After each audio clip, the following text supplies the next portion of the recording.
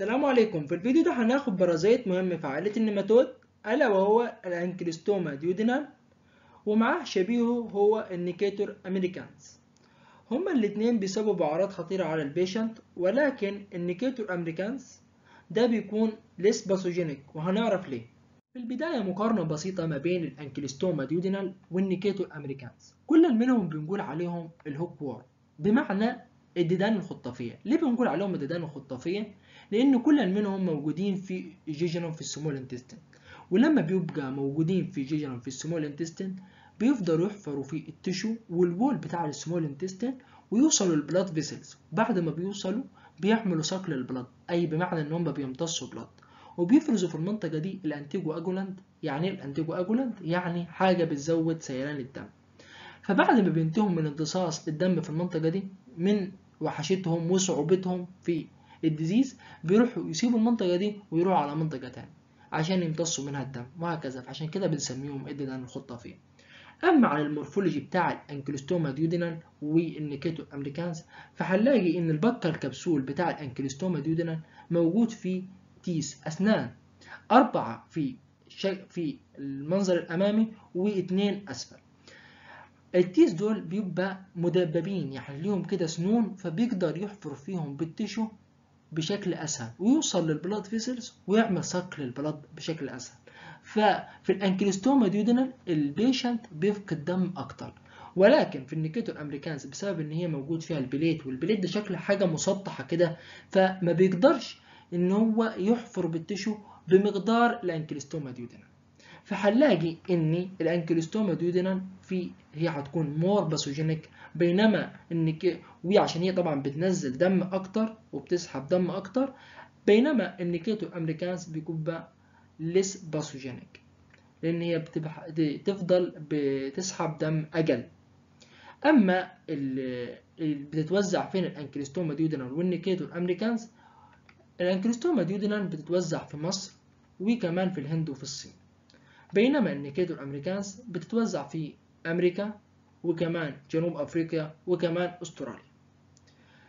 أما كل منهم موجودين في السمول انتستين زي ما اتفقنا، وبالأخص في جيجنم في السمول انتستين، وكل منهم بيتكون من ميل وفيميل، أدلت ميل وأدلت فيميل، بيخصوا بعضهم عشان بعدين ينزلوا البويض، وهم من الراوندد وور. كل منهم بيتكون من ميل وفيميل. وطبعا عشان نقول مين الأكبر في الحجم، فالأنكلوستوما ديودينال بتبقى أكبر في الحجم بتاعها عن النيكاتور أمريكانز.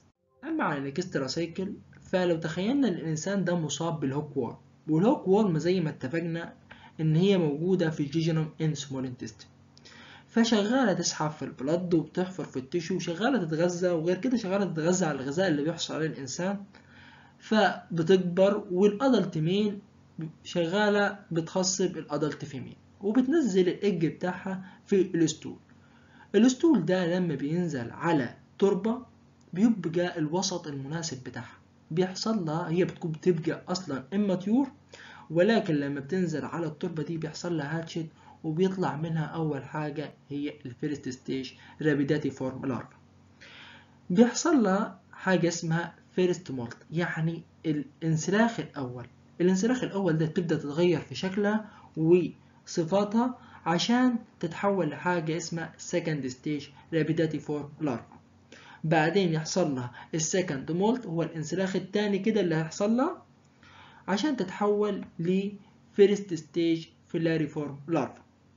بعدين الفيرست ستيج فيلاريفورم لارفا دي بتحب تكون على سطح التربة في المناطق المندية، في المناطق اللي بيبقى فيها شوية مية، يعني مناطق كده نقول عليها مطينة. تمام. فالإنسان ده لو مشي حاف، أو الإنسان ده أصلا من العمال المزارعين فبيشتغل في الطين، أو البنا اللي بيشتغل في عمال الطوب وكده، فبيتعاملوا مع الطين بشكل أكبر. فمن الإمكان إن هي بتعمل بنتريشن للإسكن وبتدخل جوا جسم الإنسان. أما الأنتراسايكل، دورة الحياة داخل جسم الإنسان، بعد ما الفيرست ستيج فيلاري فورم لارفا بتعمل بنتريشن للإسكن، فبتدخل في الاسكان وبتلاقي اقرب بلاد فيسلز تدخل فيه عشان تروح مع السيركوليشن عشان توصل بعدين لللنج. اول ما بتوصل لللنج هناك بيحصل لها الفورس مولت، الانسلاخ الرابع. كده في 3 مولت حصلوا خارج جسم الإنسان، والرابع حصل جوه جسم الإنسان. وده بتتحول للسكند ستيج فيلاريفورم لارفا. هي قبل ما تدخل في جسم الإنسان كانت فيرست ستيج فيلاريفورم لارفا. فبعد ما بتدخل في اللنج بعدين بتبدأ بقى ايه، عايزة تروح لمكانها الطبيعي اللي هو جيجنم في السمول انتستين، فبتبدأ بقى ايه تصعد سنة سنة، تروح تصعد للبرونكال، تبدأ تصعد للتراكية، تبدأ تصعد للفرنجس، وبعدين بتوصل للفرنجس. عشان الإنسان يجي يبتلعها، بعد ما بتوصل للفرنجس يجي يبتلعها وتنزل بعدين للمكان الرئيسي بتاعها هي اللي في السمول انتستين. وفي وقتها دي بتوصل للجيجنم في السمول انتستين وبتتحول لأدلت ميل وأدلت فيميل. أما بعد ما عرفنا الإكسترا سايكل والانترا سايكل، فمين هنا الديفينيتيف هوست ومين الدايجنوستيك ستيج ومين الانفكتيف ستيج؟ فلو قلنا مين الديفينيتيف هوست فهنلاقي إن هو الإنسان هو اللي حصل على المرض واللي كان فيه الديزيز، وهو اللي دخلت له الفيرست ستيج فيلاريفورم لارفا. طب ازاي حصل المود اوف انفكشن؟ حصل من خلال الفيرست ستيج فيلاريفورم لارفا عملت بنتريشن للسكن. طيب في طريقه ثانيه؟ في طريقه ثانيه. الانسان لو شرب ميه ملوثه وكانت بتحتوي على الفيرست ستيج فيلاريفورم لارفا، هي احتماليه ضعيفه ان هو يتصاب بيها هو لو شربها، لكن لو شربها ونزلت للاستوما على طول فال HCl هيقضي على البرازيت. ولكن لو كانت وقفت في البكل والاورال كافيتي بتاع الانسان، فبتحفر في اقرب منطقه في الاورال كافيتي هنا في الميوكوزا بتاعه الانسان، وبتدخل في البلاد فيسلز وبتروح مع السيركوليشن. يبقى كده من الانفكتيف ستيج هو طبعا اللي عمل بنتريشن ودخل جوه جسم الانسان هو الفيرست ستيج فيلاريفورم لارفا. ومين الدياجنوستيك ستيج؟ هي الايج اللي نزلت في الاسطول، لو فحصناها بالميكروسكوب هنلاقي ايج في الاسطول. مين الهابيتات؟ هي الجيجنم انسمول انتستين. اما على الكلينيكال بيكتشر فزي ما اتفقنا ان النيكيتور امريكانس هي ليس باثوجينيك، ولكن الانكليستوما ديودينال هي مور باثوجينيك بسبب ان هي موجوده فيها التيس اللي بيحفر اكتر في التشو وبينزل دم اكتر. فلو بدأناها من اول ما حصل البنتريشن الاسكان، لو تخيلنا ان احنا معانا الاسكن دي والفيرست ستيج فيلاريفورم لارفا عمل بنتريشن الاسكن، فاول حاجه هتحصل للانسان هي حاجه اسمها جراوند اتش. جراوند اتش ده بيظهر احمرار كده، حبوب حمراء، وغير كده حبوب حمراء بسبب الورم ودخول الورم. هنلاقي ان الورم اصلا موجوده في الاسكن ساعات، تمام. فبنلاقي ان المنطقه دي فيما بعد ممكن تتحول لمنطقه فيها بص وفيها باستيول وفيها صديد في المنطقه دي. وبعد ما بتوصل بعدين بعد ما خلصت بقى السكين بنتريشن فهي بتروح لستيج اوف ميجريشن اللي هي بتفضل وتروح مع السيركوليشن عشان توصل لللنج. في اللنج بتعمل سندروم كده يعرف باللوفلر سندروم. اللوفلر سندروم ده ايه بيحصل فيه من اعراض؟ البيشنت ده بيتعرض لفيفر، هي ارتفاع بدرجة الحرارة، وبنلاقي ايزينوفيليا يعني زيادة في عدد كرات الدم البيضاء، وكمان الهيموبتيسيس يعني الانسان ده بيفضل يكح دم، وبتلاقي كمان الديزني ان هو مش قادر ياخد نفسه.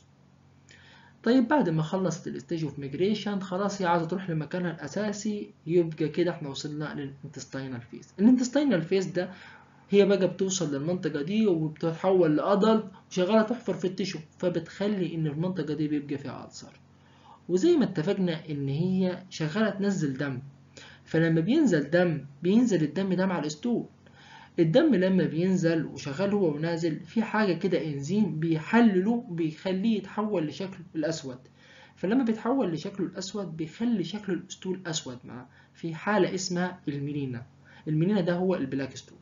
وكمان الأعراض اللي بيتعرض ليها البيشنت ده الفومتنج، وكمان غير القي هو الإحساس كمان بالترجيع والديارية، وكمان معاه الأبدومينال بين اللي بيبقى فظيع، والمايكروسيتك هايبوكروميك انيميا. ليه بقول لك المايكروسيتك هايبوكروميك انيميا وليه حصلت الانيميا؟ ان احنا زي ما اتفقنا ان سواء النيكيتور امريكانز او الانكليستوما ديودنا شغال يحفر في التشو وشغال يمتص دم، وبعدين زي ما اتفقنا ان هو بينتقل من مكان للتاني فشغال بيسحب دم، فشغال الانسان ده بيفقد كميه كبيره من الحديد، فبسبب فقد كميه كبيره من الحديد بيحصل نوع من انواع الانيميا هي المايكروسيتك هايبوكروميك انيميا. وكمان البيشنت ده بسبب التوكسين اللي بيتفرز من البرازيت ده بيوصل للبرين، فبيحصل ان الانسان ده بيبقى بتلاقيه متاخر سواء فيزيكال، ويعني بتلاقي ان هو متاخر من خلال الذهن بتاعه. وكمان بنلاقي البيكة. طب ايه البيكة ده؟ بنلاقي ان الانسان ده بياكل حاجات غريبة كده، بياكل طين، بياكل جزاز، فبياكل حاجات غريبة. اما عن التشخيص فبيتم من خلال الهيستوري. الهيستوري ده اللي احنا بنعرف ان الشخص ده هو مزارع فبيتعامل مع الطين كتير، وكمان البنا اللي بيتعاملوا مع الطوب وبيبنوا طوب الطين ده فبيتعامل برضو مع الطين بشكل اكتر.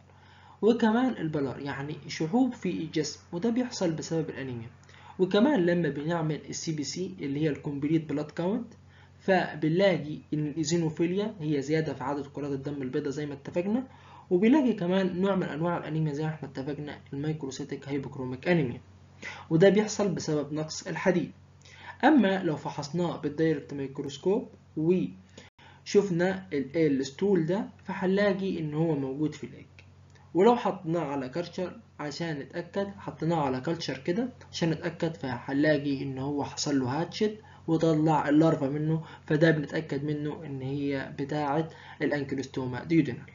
اما جينا هنا لأهم جزء، ازاي بنعمل علاج. العلاج ده بيكون من خلال الالبندازول او الميبينيدازول، وده بيكون عشان نقضي على البرازيت. ولكن في اعراض ظهرت الانيميا وغيرها ان هي شغاله تعمل صك في البلد، فاحنا لازم نديله اكل يكون غني بالبروتين، وكمان نديله الحديد اللي هو اصلا نقص عنده وادى الى ذلك ان هو حصل له مايكروسيتيك هايبوكروميك انيميا. دادة الفيديوهات هتلاقوها على قناة التليجرام موجودة في لينك أسفل القناة. لا تنسوا الاشتراك وتفعيل زر الجرس والضغط على زر اللايك ومشاركة القناة على أوسع نطاق كي نستمر في نشر الفيديوهات.